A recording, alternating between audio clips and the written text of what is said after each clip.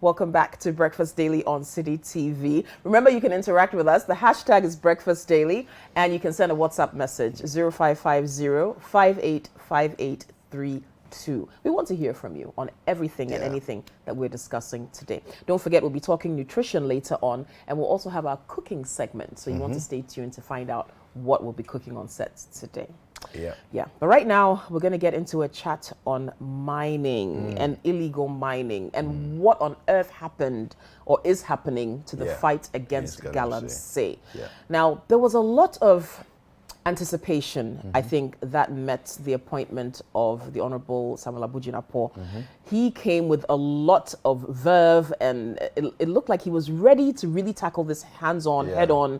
We saw Operation Halt being rolled out. I mean, for weeks we reported on this, and it looked as though finally this was going to be nipped in the bud.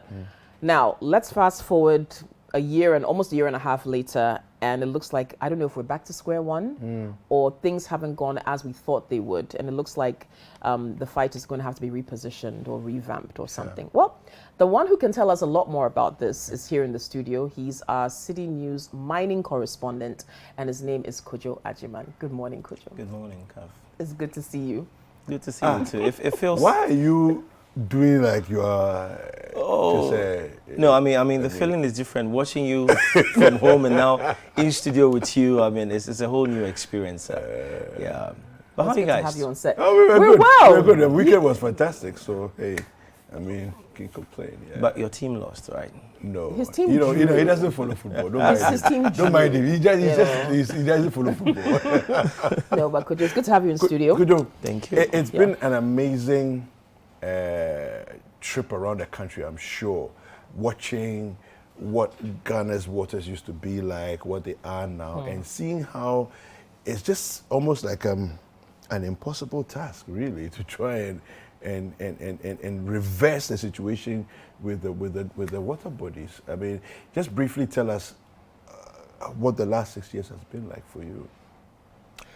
So if I'm to use, let's say, a mining curve, it's been up and down, and then we are going down again. Wow. So during Honorable Peter Mewu's tenure, we saw some action, Operation Vanguard in there, going to water bodies, mining gadgets for the Operation Vanguard guys, fighting along water bodies, Pra Basin, and Cobra, and then the one in Chibi area, River Brim and all that. And we saw the rivers clearing up at some point. We went there and Cobra. Between 2017, 2018, it was quite okay. And then between 2018 to 2020, that was when things started getting worse.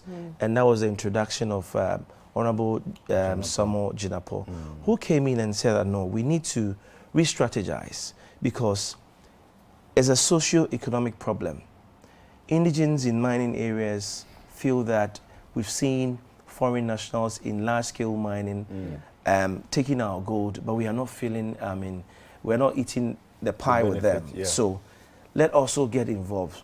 So you had news of small-scale, illegal small-scale miners encroaching on concession of Ashanti Gold, Asanko. It led to 5 people dying and all that.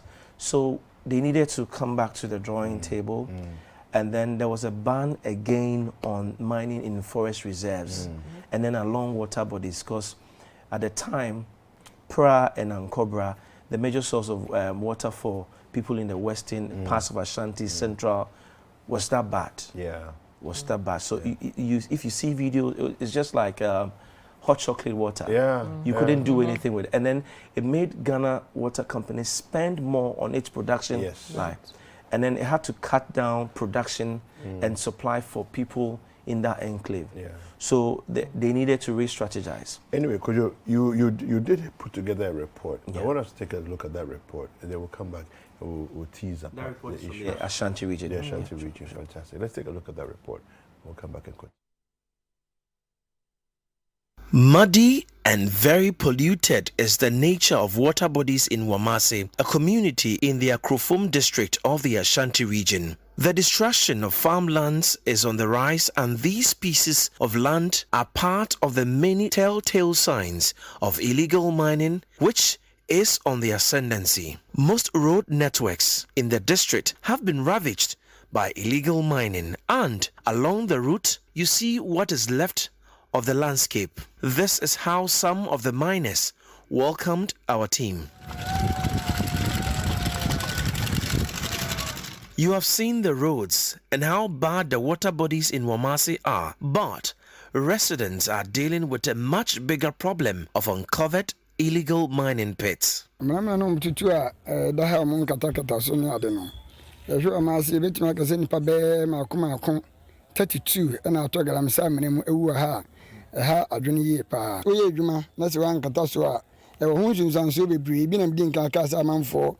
To talk to consume any other no intino saman for no ye adwuma na so katakata so a eno de eboa pa enkwada ne mpanifo nyina timi tomu bebire ntimi nkan bebire abema be kura no ko secondary school obaso obeye bi wo msi police fo obo wo so dwane oto isi rumo no ano no wo man kata so amanfo mi wu bebire kwa na ne hai bebire ana do da ko esi sei na wo so ko na wo ba ni ha dwene. The effects of illegal mining are no different at Amansia Central, Amansia West, and Amansia South districts. Apart from the bad nature of roads, water bodies have been heavily polluted by illegal mining activities. Farmlands in these areas have also not been spared, and the situation is of grave concern to the president's representatives here. Illegal mining, I would say it is a very Herculean task to fight. We are doing our best. Even yesterday, I sent out my illegal mining committee. We have a committee that fights against illegal mining. They went around and they were able to pick up some 3 control boards from some excavators. So we are doing our best, but I would say they are very difficult. They are difficult. They are what really makes them so difficult to fight? What makes them so difficult? Maybe you go after them, the government goes after them, the police goes after them, but they still do. What's making it so difficult? I would say their job is like somebody who is doing an armed robbery. The goal there is for Ghanaians, and it has been rested in the bosom of the president to take care for all Ghanaians. And anybody who is going to that is like somebody going into robbery. So people are going into robbery. We are fighting them, but still they are still going into it. That is what illegal mining is. It is a source of livelihood, but we are still doing our best to keep down the illegal mining in the district. Illegal mining is seriously affecting us here in so many ways, and coupled with truancy and all of that. So the Assembly is devising a measure to deal with the illegal miners. When you talk of our water resources, the water pollution is there. When you talk about our forests, they are also being depleted. When you talk about all the muddy areas, or the marshy areas, it's affected. Many students, many of people of school-going age, because of the illegal mining, they go there, they get few monies here and there. So they have taken it upon themselves not to embrace the education. Because after all, what they say is, after all, what am I going to school for? I'm going to school just to get money, to get work and then get money. So they have capitalized on the situation to, make hay out of this. And for me, it's very bad. So we are devising a strategy, and the strategy is that we are going to meet all the miners and then speak to them that if we should, the task force should come around and then meet any student or a child of school-going age in any mining work site. In fact, we will let the law, takes its course. Degradation of the land. I mean, to reclaim the land alone, the Assembly will have to pump a lot of money into it. And this mostly happens through the activities of the illegal miners. And that is what we are all trying to curb. It's a menace that is around our necks, a very huge canker. We are all trying to curb the menace, the illegal miners' activities. That is the negative, because once you have mining, once you have gold deposits beneath your soil, I mean your land, people will definitely troop in, and it also causes migration. I mean, people moving from all sort of like places to where your district is, and it also brings a lot of insecurity activities here. So you spend a lot on security to ensure that people can sleep, people can move out to do their day-to-day activities, and that is the negative we are having. For the residents and president's representatives, government must intervene. galamsey bank ase better dey nipa dey ibitumi ewi omo ho na omo ye adwuma no nemo omo ye no omo kata so a eno na buani ntina ye nhye se empozom be adwuma no krampo a omo ye a omo kata so se de be ye mfa to renchem bia no mfa ma. Had a lot of pits around, so we have started covering a lot of we are doing reclamation at some places, and what we intend doing is that MDF has supplied us with almost 20,000 oil palm seedlings for cultivation on places where they've already mined. The ministry is making measures to reclaim all those lands. And that one, you see, is very, very expensive for a district like this to, embark on reclamation. So what we are doing is that together with the DISEC, we are taking up measures so that, at our local level, the little that we can do, we will do it. Very eye-opening. Kojo Ajiman reporting on the situation in parts of the Ashanti region with galamsey. Now, we're going to be speaking to the General Secretary of the Ghana Mine Workers Union. His name is Abdul Mumin Bana, and he's going to give us some insight into how all of this is affecting them. Very good morning to you, sir. Good morning, my brother. How are you? Oh, I'm fine, thank you. Hopefully I don't sound like a man, but welcome to Breakfast Daily. It's good to have you on the line. Thank you for joining us this morning. Thank you. All right. Unfortunately, I'm actually in a convoy with a few colleagues. Okay. We're heading towards the Bibiani enclave. So all right. Maybe the network will go a bit bumpy. Okay. Forgive me. Thank you for the heads up on that. No problem. And thanks for taking time to talk to us. We just want to quickly find out from you how this is affecting you. Now, you are properly registered, properly regulated and licensed small-scale mine workers, correct? Yes, small-scale mine workers and large-scale mine workers. Oh, and large-scale. Okay, so all mine workers who are working for legitimately registered and regulated companies. Correct. Okay, so you've seen the ups and downs of this galamsey fight for several years under different leadership. From your perspective and from where you stand, what is it about this fight you think that actually works, and what is it that is making things go spectacularly wrong? Well, thank you very much. I think that galamsey is associated with money, and so the scramble for gold and the proceeds you would earn from gold are what is drawing a lot of people into it. I think that for some people, primarily because of their livelihoods, they do that just so that they can keep body and soul together and be able to take care of their families. For others, unfortunately, it's greed, and I'll explain why. You realize that for many of those who are behind most of these illegal miners, they are normally cartels. So a few people have some money in their hands who do not normally want to go through the regulatory regime, which unfortunately is quite bureaucratic. They resort to, putting young men and women together just to go out there and do what is illegal, so they can make more for themselves. And so it's quite unfortunate that over these years that we have tried to focus our energies, our time, and our resources, we haven't been able to get anything meaningful out of it. I must say that there hasn't been any concerted effort. It appears there's a disconnect between what I refer to as the central government of the state and the customary institutions. There's always a disconnect because the land, for example, as far as the law is concerned, is within the jurisdiction of the traditional leader, whilst on the other hand, the Constitution says that the resources, whether found on the surface or underground, are the preserve of the state. and that the president holds it in trust for the citizens of this country. So when prospectors get into some of these communities, they go directly to traditional leaders and sometimes landlords. And once they're able to negotiate and get concessions, because of the bureaucratic nature associated with licensing and all of that, they look for the simplest and the easiest way out.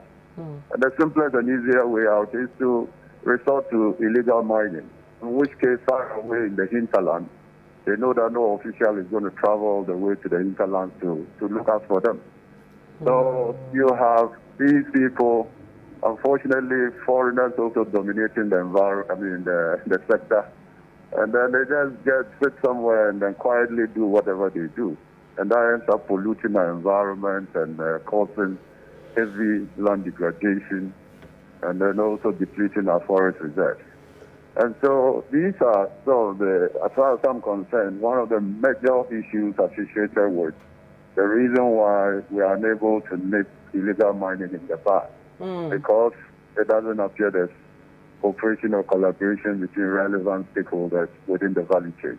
So, Abdul, so you're saying even with deploying hundreds of military personnel, or the Operation Halt Task Force, Operation Vanguard, burning of excavators, and we're told some people being arrested and prosecuted, you're saying all of those efforts are null and void if we don't have the kind of collaboration that you are describing between state actors and traditional rulers? Exactly. Even though all the other stakeholders that you mentioned, particularly security services, they are equally as important as any of the other stakeholders. But the truth of the matter is that if I reside in an environment and I have a better grasp of that environment, you are more or less like a stranger, a visitor to the place. The ins and outs, I mean, are things that you normally would not be in a better place than me. And so I'm saying that the traditional leaders are better placed because, you know, when you try to address issues from a very aggressive standpoint, sometimes it doesn't end well. So for how long are you going to parade all the river bodies and, you know, all these galamsey sites? You go there today, after an hour or two, you have to probably take cover. And in between when you return, they are already there doing their own thing. So we need to look at politically addressing the matter. I must say that the introduction of interventions such as the community mining program by government, I thought that it was more of an alternative to illegal mining. And for that matter, a lot of the illegal miners would have been attracted to do community mining rather than, you know, resort to illegal mining. But the truth of the matter is that as a union, we have always raised the concerns around the decent work agenda or the decent, you know, nature of the jobs associated with the community mining program, and whether or not an illegal miner would want to rather do community mining rather than, you know, resort to the illegal mining, which appears to fetch him more. We have said that, look, when it comes to the income that, you know, these people get from community mining programs, there aren't any, you know, significant amount of income. And so if I would do illegal mining, I'll get more. Why do I spend time doing, you know, community mining? So what we're saying is to have a holistic view of the whole concept of community mining program as an alternative to illegal mining, and also ensure that we target these illegal mining sites. Most of these community mining programs, unfortunately, have been politicized. I mean, you get political cronies, you know, I mean, putting their own boys and girls together to do these jobs. Meanwhile, the whole program was targeted at, you know, illegal miners. We know where the illegal mining sites are. We know where to get the young boys and girls. Why don't we go there and attract them? Unfortunately, these interventions are meant to respond, but unfortunately, the response is not coming. Well, so Abdul, it appears quite a murky situation as far as the galamsey, you know, menace is concerned. As the Mine Workers Union, have you been consulted as stakeholders to give your suggestions as to how you think things should be approached? As a matter of fact, this government, I keep saying that no individual is a sole repository of knowledge. So when you want to post or present yourself as a sole repository of knowledge. These are some of the things you end up, getting into. As a union, we haven't actually been consulted in matters relating to, the fight against small-scale mining and all of illegal small-scale mining and all that. There have been interested groups. My good friend, Dr. Solomon Owusu, he assembled a number of, technocrats. I'm a mining professional myself. There are quite a lot of mining engineers and geologists, across the country. What are ready, to offer the needed professional support. Unfortunately, it doesn't appear that space is being created for them. So I think that, look, the ministry, and for that matter, the government should do more. Let's reach out to as many stakeholders as possible. All those who are ready to contribute, let's get them to contribute. But if you have a narrow view, or sometimes you think that, well, this is the government's own view of how things should be done, and for that matter, we will do it regardless. You are likely to miss out some very important contributions that you have gotten if you had probably expanded your stakeholder network or engagement. Just to wrap this up for us, I just wanted to find out from you, what's your opinion? If we made the licensing regime less bureaucratic, do you think that it would be easier and get more people opt for, getting their proper license to do small-scale mining as opposed to choosing the illegal route? Oh, yeah, most definitely. I mean, the reason why somebody will resort to cutting corners is because nobody is ready to support them when they want to use the most legal and appropriate route. Yes. For example, you want to acquire a passport, you want to acquire a driving license. It's taking you forever to acquire one. Why wouldn't I cut corners to get it when I need it to be able to do my own stuff? So the truth of the matter is that the licensing regime, nobody is saying that relax the rules, relax the procedures. All we're saying is just make sure that you streamline them and cut down the bureaucracy so that as quickly as possible, those who want to venture into small-scale mining and legitimate or regular small-scale mining for that matter will have opportunity to do so. I think that, look, we need to do that because that is a more substantial way of responding to the upstream, concerns of galamsey. If you're able to deal with all the upstream, concerns, i.e. the licensing regime and all that, you wouldn't have a situation where people are mining in river bodies. They're mining in river bodies because nobody listens to them. They apply for concessions and forever they're not getting it. They apply for forest permits, they apply for EPA permits, they are not getting it. So I think that we need to be more, humane towards this whole, regime of issuing licenses. So then, Abdul, what do you make, of the government's seriousness to really tackle this? Because you see, if it's going to impact significantly the space, if we made it simpler, without relaxing the rules, we made it simpler to get licenses, then it sounds to me like the government is not, government probably knowing this, is not as serious as we think they claim to be. Well, I cannot, I cannot disagree with you more.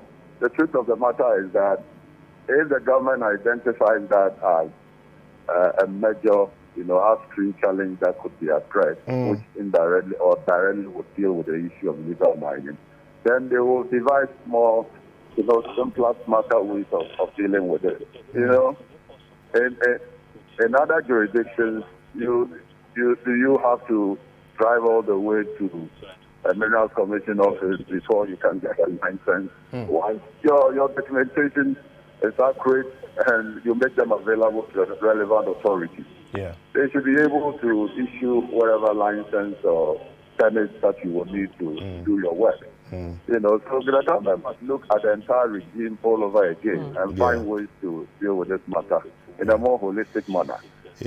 Thank you very Thanks so much. We really appreciate your time. Thank you so much for speaking to us.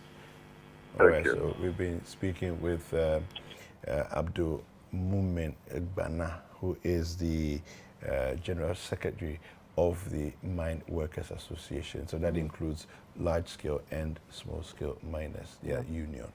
Yeah. So Very enlightening. yeah, I do not agree when we say we should relax the licensing regime. Mining is no small business. It's not just like walking into DVLA to acquire licenses. Before you mine, there are a lot of processes that you need to go through. Like what? Like number one, when you apply for your concession, you do prospecting. Before prospecting, you should engage the community you are coming to mine. You should you should alert them. They call it notices. You notify the community that I am miner Kweku David. I've bought concession. A concession maximum is 25 acres. That is over 100 plots. You are going to dig someone's farmland, 100 plots, and you expect the person to be quiet. But at which point do you get the license? Well, it takes between 1 to 3 months. First of all, you get your prospecting license. The prospecting license, you're going to check if there are gold deposits in there where it's been allocated to you. Now, whilst doing this, you're going to bring excavators there to, clear the farmland and all that. Now there are new technologies where Jojo will just drill down and then do that. Now, the trick here is that some of the miners go there in the name of prospecting but then they mine. Kweku, as human as you are, if you are doing prospecting and you go and hit gold, won't you mine? But you see, so when people Kojo, say, so that's David, why we are saying. Let me learn. When you say we should relax the licensing regime, what are you saying? You're going to deplete the natural resources for over 50, 25 years, and you expect the licensing regime to be just as simple as ABCD. No, you need to prove, you need to show the Minerals Commission, Water Resources, EPA, Forestry Commission, all these agencies that, yes, when you are going to mine, you're going to mine in an environmentally friendly manner. And mind you, Ghana is a signatory to COP. We are fighting climate change now. So we can't allow you to come and deplete our forest covers and later on deal with all these atrocities. No, but so, Kojo, maybe you're misunderstanding me. Yeah. Maybe you're misunderstanding me. I'm saying that let's remove the bureaucracy, because the bureaucracy is what creates the illegalities. In fact, Gogo, as you sit here now, you can go to the Minerals Commission website, log in, and then begin your processes. Okay. They are digitalizing things. Okay. Well, you know, the Mining Act 2006 is a renewed one. Now, it's such that the only point you may go to the Minerals Commission is when they are going to inspect the documents you applied with online. They will vet it. They will have officers from the Minerals Commission go to your site and check, because we have mining officers dotted across the country. Okay. And you need to post a bond that Kweku Mining Services. I'm posting, so they look at your concession and they give you, they have a calculation for you, so that at the end of the day, a fee. Okay. So at the end of the day, when the polluter pays principle, so when you are done with your 25 years mining, that money will go and rectify the problems there. That you caused. We'll clear the water. We'll do reclamation. It's expensive to clear water bodies. It's very expensive to reclaim lands. Not to talk of the farming produce and basically mine lands are farming lands. So you are going to cut off the livelihood of some people who are farmers. Kojo, in your opinion, in my opinion, what is the cause of the explosion of the numbers of illegal miners? What's the reason? Why are so many people going into illegal mining when legal small-scale mining exists? Good. So I will take it from this point of view. So this kind of sense of entitlement. So they see multinationals doing the large-scale mining and all that. So they feel that, well, the gold is ours, but in the law it is not yours. It's vested with the presidency or the president. So if you are a miner, if you are an indigene of, let's say, Wamase, and you see bulldozers and all that mining your gold away, obviously you will want to, And then you see those people who are doing this, Kweku, though they might have their sense of entitlement, but they don't have the technology, they don't have the know-how. If you watch the video, The guy said within a space of 2-3 years, 32 people have fallen into the pits, and they've died. And we don't even hear about it. We don't even hear about it. It's only the ones that we report in the news for you to. So for me, I think it's time for us to pull the brakes on the community mining or whatever it is. If you look at the community mining document that was introduced in September 2021, you need to even have a sick bay. You need to even have a small refinery in your concession. You need to have a lot of safety requirements. But if you go down there, all these people who have been issued license to do community mining don't have these things. So now it is time for us to pull the brakes on the community mining era. And then what I call the PPP approach. We may not have the technology. There are others who have the technology. Let's partner them. There are a lot of companies that can help us mine in an environmentally friendly manner. Now, there are a lot of consequences if we don't do this.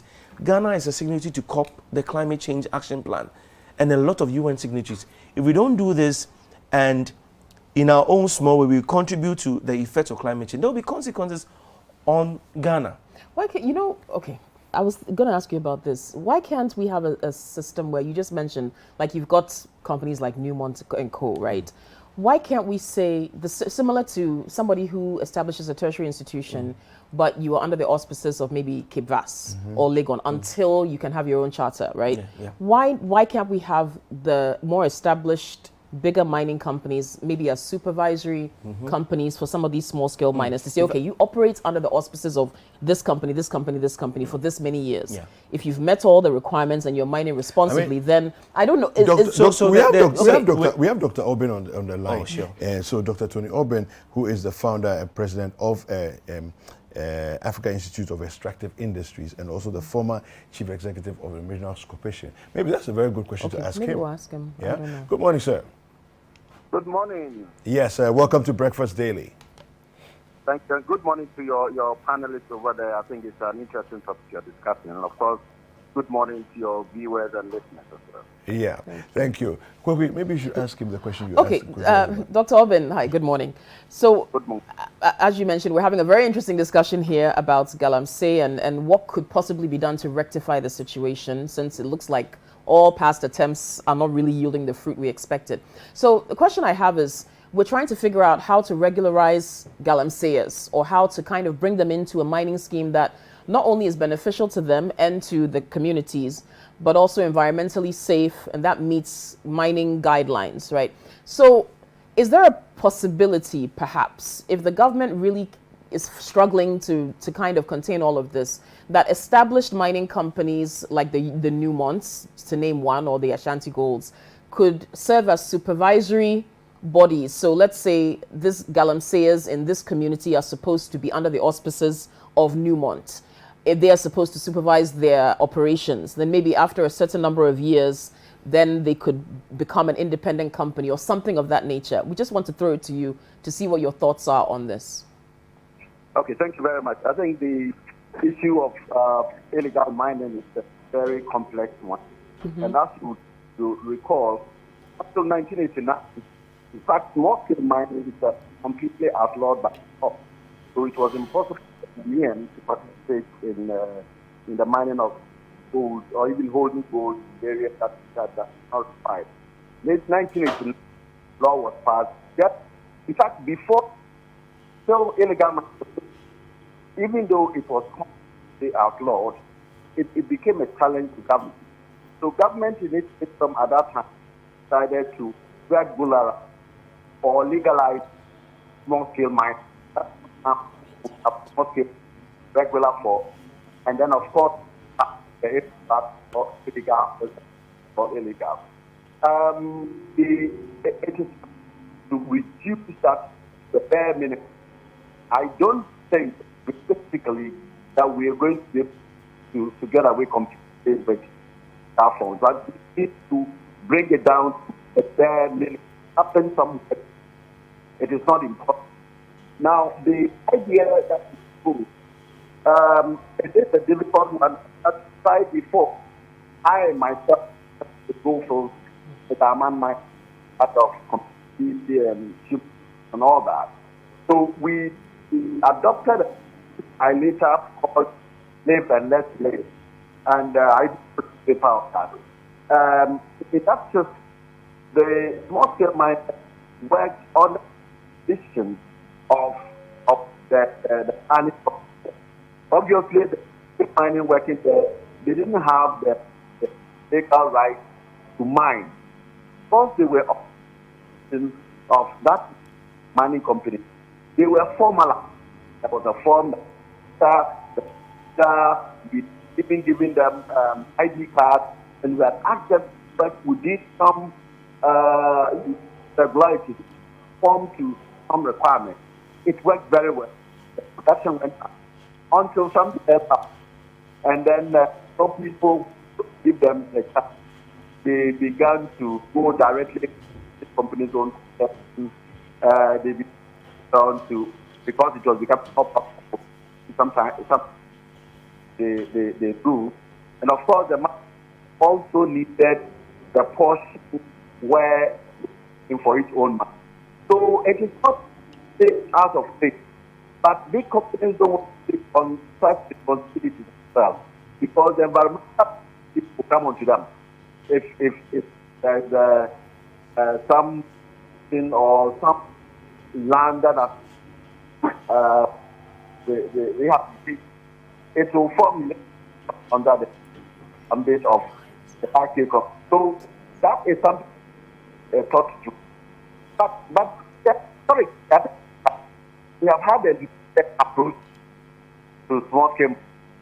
Okay, Dr. Obin, sorry to interrupt you. We're having a bit of trouble with your line, but I think we get the gist of what you were saying. That something like this has been done before, and it seemed to work pretty well. That was when you were in a position of authority dealing with this, if I'm not mistaken. Yeah, I don't want to claim that I was the reason it worked. Okay. But there was some success there. Yes. Until you said the bigger mining companies kind of don't want that responsibility because of some of the environmental issues that have come up from the galamsey activities. Am I right? Yes. Okay. No, exactly. You are right to about 90%. But okay. What I said was that up to a point. Can you hear me? Yes, it's a bit better. Up to a point. The small-scale miners themselves were beginning to defy the rules because it had become so profitable that they wanted more. Some of them actually went onto the concessions of the mine.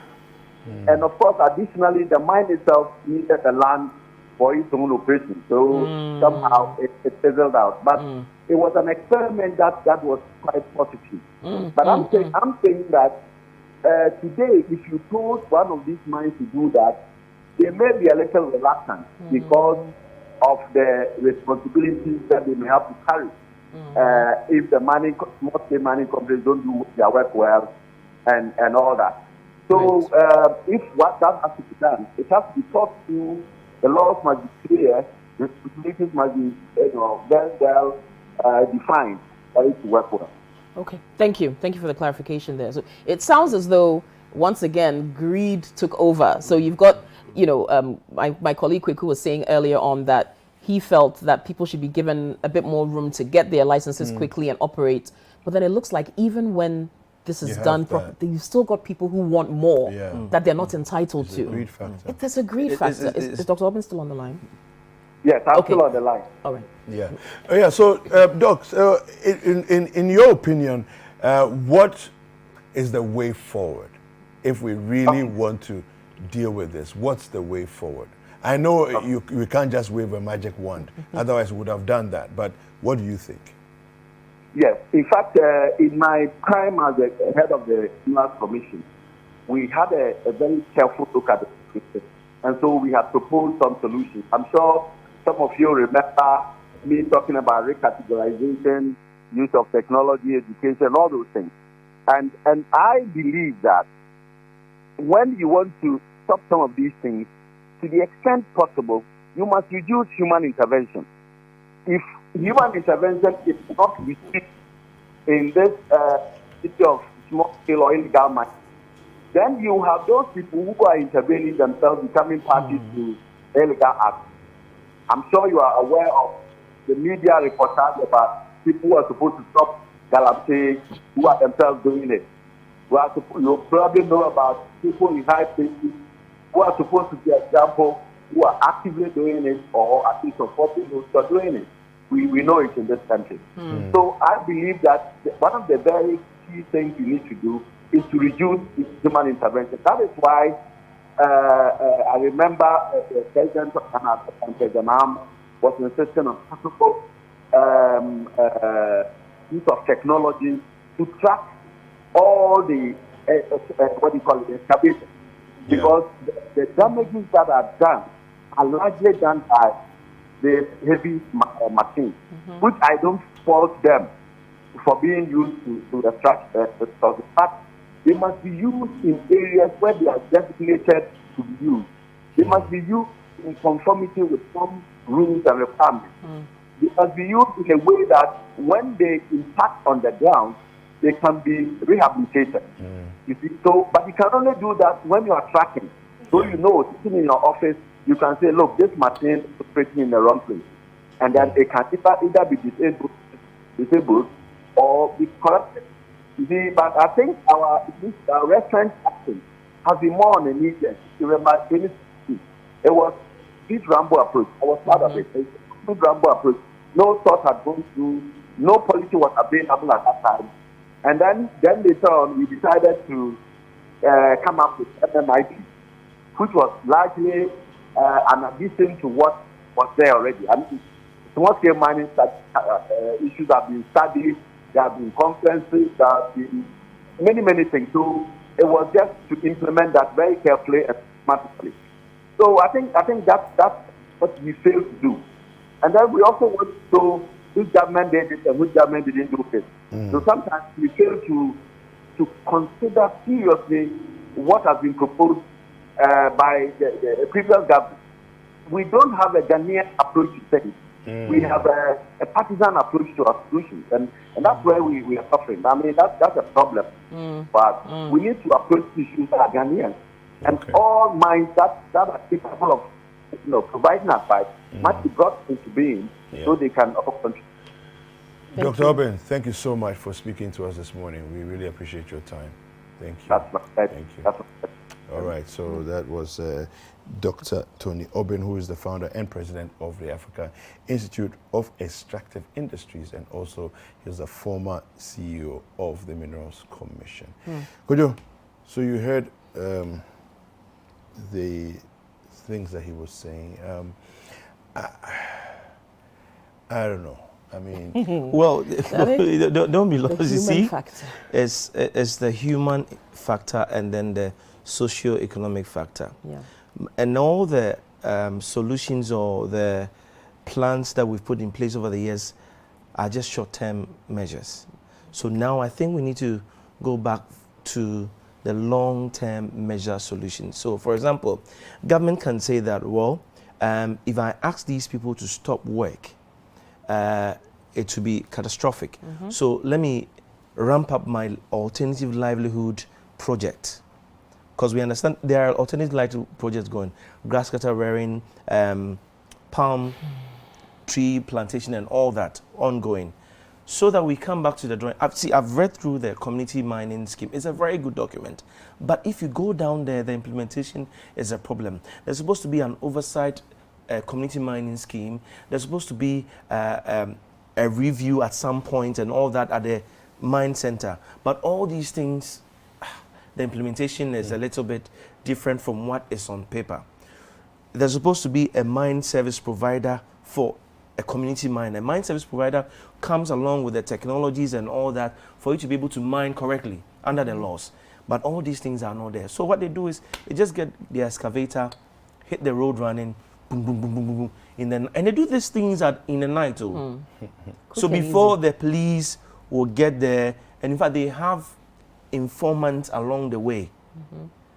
The moment they see the task force coming, they'll call, hey Charlie, Ojam, they are coming to this direction. So before they get there, they are away. So I think as for us, we need to take a look at the community mining scheme. It's a good policy, but we need to make sure that its implementation is done well, because it captures everybody. The miner the miners, the chiefs, and then the landowners themselves, and then the water resources, the EP, everybody that matters in that conversation. So we need to pull our brakes and then look at that document very well, and how we'll be able to implement it very well. If we're able to do this, I tell you, we'll see our water bodies clearing up, and then people reclaiming lands for us to have our lost vegetation back. Are we sure? You know what I'm saying? Are we sure? Because, Kojo, there are chiefs in these areas. Yeah. There are the residents of these areas who are suffering because they can't get clean water because their farmlands are being destroyed. Yeah.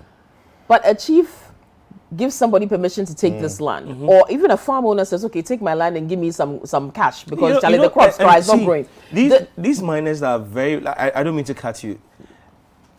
They can even afford a Land Cruiser V8 for the chiefs. That's what I'm saying. A Tundra for the chiefs. That's what I'm saying. Is that your alternative livelihood thing? They function like land guards. That's my point. Is that what alternative livelihood are you going to give a galamsey that's going to make up for what he will lose mining gold? What are you going to give him? So we don't really cut them off. We tell between 2019 and then 2021, UMAG, University of Mines and Technology, started training those people who want to be formalized to do the right thing. So you acquire the knowledge, you have a mining service provider, and now there are even machines. Stephen, he works with a company, I don't want to mention him. They have this mercury-free mining machines coming in there. So if you are ready, if you really have, you want to go through the system, you can do it. Okay. But those who are not really, the heavyweights, they are not heavyweights, they just want to go in there. They are the problem. Okay. We will have to end it here.